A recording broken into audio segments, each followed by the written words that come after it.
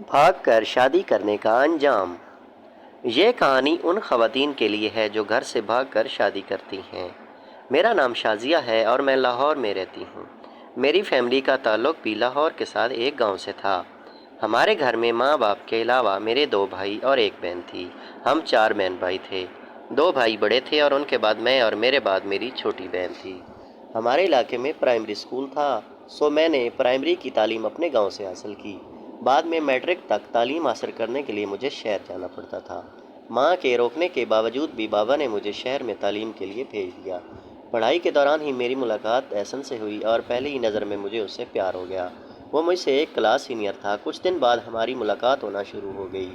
یوں ہم نے طے کیا کہ ہمارے والدین ایک دوسرے سے ہماری شادی کی بات کریں گے، لیکن جیسے ہی احسن کے گھر والوں نے میرے گھر والوں سے بات کی تو انہوں نے صاف صاف انکار کر دیا، کیونکہ احسن کے خاندان والے ہماری برادری کے نہیں تھے۔ لاکھ کوشش کے باوجود بھی ہم اپنے گھر والوں کو شادی کے لیے راضی نہیں کر پائے، جس کے بعد ہم نے کورٹ میرج کرنے کا فیصلہ کیا۔ تو کچھ عرصے بعد احسن اور میں نے کورٹ میرج کر لی اور میرے گھر والوں نے بھی مجھے گھر سے نکال دیا۔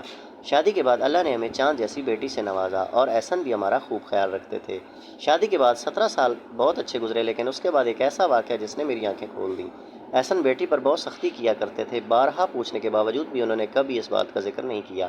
ہماری بیٹی بڑی ہو گئی اور آخرکار ایک دن احسن نے اس کی شادی کا فیصلہ کیا، جب کہ میں نے کہا کہ یہ تو اس کی پڑھائی کی عمر ہے، جبکہ احسن نے کہا نہیں، اسے میٹرک کے بعد پڑھائی کی ضرورت نہیں، کیونکہ میں نہیں چاہتا کہ میری بیٹی بھی وہ کرے جو تم نے کیا۔ یہ بات سن کر میرے پاؤں سے زمین سرک گئی۔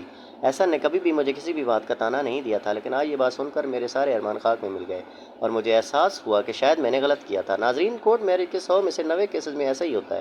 چھوٹی چھوٹی باتوں پر لڑائی جھگڑا ہو کر نوبت طلاق تک پہنچ جاتی ہے۔ وہی ناظرین، دوسری طرف گھر والوں کو بھی چاہیے کہ وہ اس نہج تک